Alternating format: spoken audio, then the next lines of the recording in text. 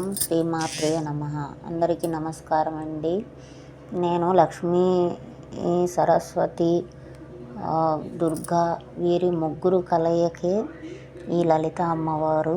కాబట్టి నేను లలిత నవరాత్రుల్లో మీకు అర్థాలతో శ్రీమాతకి నేను పోయినసారి అర్థములు చెప్పాను. అలాగే దానికి ఆ అర్థమునికి ఒక కథ ఉన్నది. ఆ కథ కూడా మనం తెలుసుకుంటేనే దానికి అర్థము సంపూర్ణమవుతుంది. శ్రీమాతను నామములో 3 అక్షరములు గలవు. లోకమునకు ఏదైనా కష్టము సంభవించినప్పుడు అమ్మను స్మరించుట ప్రసిద్ధము. శరీరమిచ్చి పోషించిన తల్లులెవ్వరునూ తాపత్రయములను పోగొట్టలేరు. పెద్దలు దీన్నట్లా చెప్పుదురు. ఓ దయానిధి, నేను అనేక జన్మలను ఎత్తితిని. ఒక్కొక్క జన్మను తల్లి తండ్రి చొప్పున ఇదివరకు ఎందరు తల్లిదండ్రులైనారో, ఇక ముందు భవిష్యత్తులో తల్లిదండ్రులు ఎందరు కావబోదురో వారికి లెక్కలేదు. ఈ జన్మ జరామరణము రూపమగు సంసార మహాసముద్రం వలన భయపడుచున్నాను. రెండవ దిక్కులేని నన్ను రక్షింపమని భగవంతుని ప్రార్థించుదురు.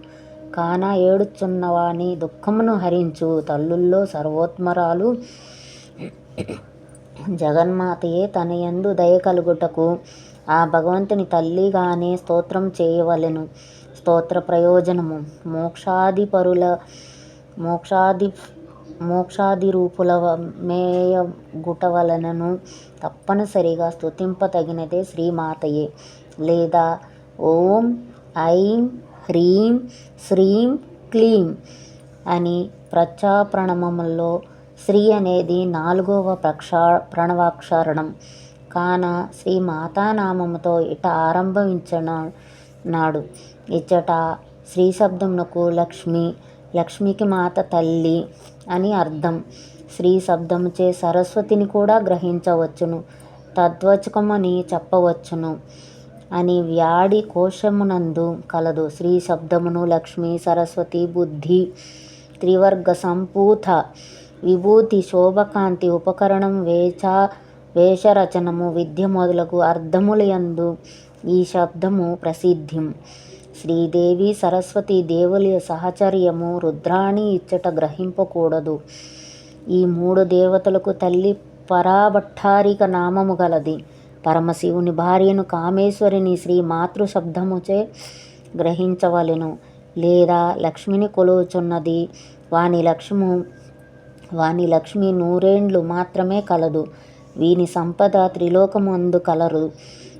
వానికి కొన్ని వస్తువులు సమృద్ధిగా కలవు అని ఈ విధముగా లోకములో వారి అందరి లక్ష్మికి కాలమును బట్టి, దేశమును బట్టి, వస్తువును బట్టి హద్దులు కలవు. కొలవబడిన వాని కంటే కొలుచువాడు గొప్పవాడు. శ్రీమాతృ శబ్దమునకు ఇతరులకు లక్ష్మిని కొలుచుచున్నది అను అర్థము చెప్పుటచే ఈమెకు పరిమితి లేనంత లక్ష్మీ కలది అని అర్థం వచ్చుచున్నది. ఇక్కడ శ్రీ శబ్దముచే పరిమితి లేని లక్ష్మి మోక్షం కనుక మోక్ష స్వరూపురాలని అర్థం. మోక్షమే శ్రీ శబ్దమునకు అర్థం. శృతి ప్రసీదం 3 వేదములకు శ్రీ అని పేరు. శ్రీమాత 3 వేదములను బ్రహ్మకు బోధించినదని లేక వేదత్రయమున విడతీసిన వ్యాసరూప వేదవి భాగరూప. ఎవడు ముందుగా బ్రహ్మను సృష్టించి అతనికి 3 వేదములు ఇచ్చెనో అని వేదమందు కలదు. వేదములు మొదట తల్లి నుండియే అవివ్యక్తముక్తులైన లేదా కలిసిపోయినటువంటి వేద భాగములను విడతీసి ఏ వేదమున కావేదమున ప్రత్యేకంగా చేసిన వ్యాసుని స్వరూపం కలది. పరిచ్ఛేదము కొలుచున్నది. పరిచ్ఛేదమును కొలవబడదగినది. పరిచ్ఛేదమును పెద్దదిగా ఉండును. కాన అపరిచ్ఛేదమగు మోక్ష స్వరూపాన్ని అర్థం. రెండును ఒకే లింగములో ఉండవలెనని కనుక శ్రీ మాతృ శబ్దము అని ఈ అర్థమును పులింగము అని తెలియవలెను. లేదా శ్రీ విషయమును కంఠమునందు ఉంచుకొని శ్రీమాత ఈ పక్షమున విషమున ధరించిన వాడే శివుడు ఆయనే శివశక్తులకు అభివేదము కనుక ఈమె చేసినట్లు చెప్పబడినది. పూర్వ శబ్దార్థము వలనే ఇదియే విశేషణమేయము వేయగను. ప్రకాశస్వరూపం విమర్శ స్వరూపం గాని ఇక్కడ విశేషముగా చేయవచ్చును. అప్పుడు 2 పక్షములు యందు పులింగియే యొగును. శ్రీమాత్రే నమః అను మంత్రమందు ఈ లింగా విశేషములు స్ఫురింపక పోయినను అర్థమును సంధానం చేసుకున్నప్పుడు విశేషంగా ఉపయోగించును. ఇట్టి అనేక అర్థాలను ధ్యానించుట వలన దేవి యందు భక్తి కలుగును. లేదా శ్రీమాత పూజ్యురాలగు తల్లి పూజ్యనామాలకు ముందు శ్రీ శబ్దం ఉపయోగించుట పెద్దల ఆచారం.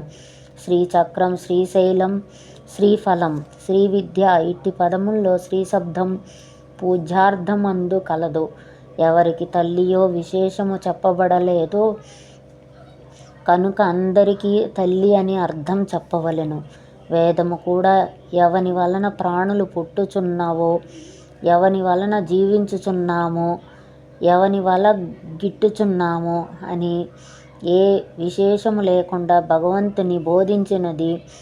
విశేషములు ఏమీ లేని కేవలం ఈశ్వరుడు, ఈశానుడు అను శబ్దములు. ఈరోజు మనం శ్రీమాతకి అనే అర్థం పూర్తిగా తెలుసుకున్నామండి. ఈ శబ్దం తెలిసిన వారు శ్రీమాత అని అమ్మవారిని సహస్రనామంతో పిలిచిన 9 రోజులు కూడా అమ్మవారిని స్మరించిన ఓం శ్రీ మాత్రే నమః అనుకున్న, అలాగే అమ్మవారి బీజాక్షరాలు చదువుకున్న, నేను చెప్పిన బీజాక్షరాలు ఓం ఐం హ్రీం శ్రీం క్లీం అని చదివిన అమ్మ దయకి అపార కరుణకి పాత్రులవుదురు. మీరు అనుకున్నది సంపూర్ణంగా నెరవేరుతాయి. మనకు కావాల్సింది కేవలం భక్తి, శ్రద్ధ. లలిత అమ్మవారి సైన్యాధిపతి వారాహి అమ్మవారు, అలాగే మంత్రిని పరిసేవత అంటే రాజశ్యామల అమ్మవారు, రాజమాతంగి, వీరు ముగ్గురు ఒకే స్వరూపంగా ఉన్నారు కాబట్టే లలిత అని పిలువబడింది తల్లి. కాబట్టి ఈ తల్లిని మనము స్మరించాలంటే మనకి మోక్షం కావాలన్నా, మన పని జరగాలన్నా, మళ్ళీ మన కష్టాలు తీరాలన్నా కూడా ఈ తల్లి లలిత సహస్రనామాలు చదివేటప్పుడు అర్థంతో తెలుసుకొని ఒక్కొక్క నామానికి ఒక్కొక్క శక్తి ఉన్నదండి. అందరూ ఆ తల్లిని మనస్ఫూర్తిగా ఆప్యాయతగా అమ్మని అమ్మాని పిలిచి పూజిస్తే అమ్మ పలికిద్దండి. అమ్మ పలికిద్ది అని నేను 100% చెప్తాను. మీకు వీలైతే ఈ వీడియో నచ్చినట్టయితే, నేను చెప్పింది మీకు అర్థమైనట్లయితే నాకు కామెంట్ చేయండి, అలాగే సబ్స్క్రైబ్ చేయండి, లైక్ చేయండి. ఓం శ్రీ మాత్రే నమః.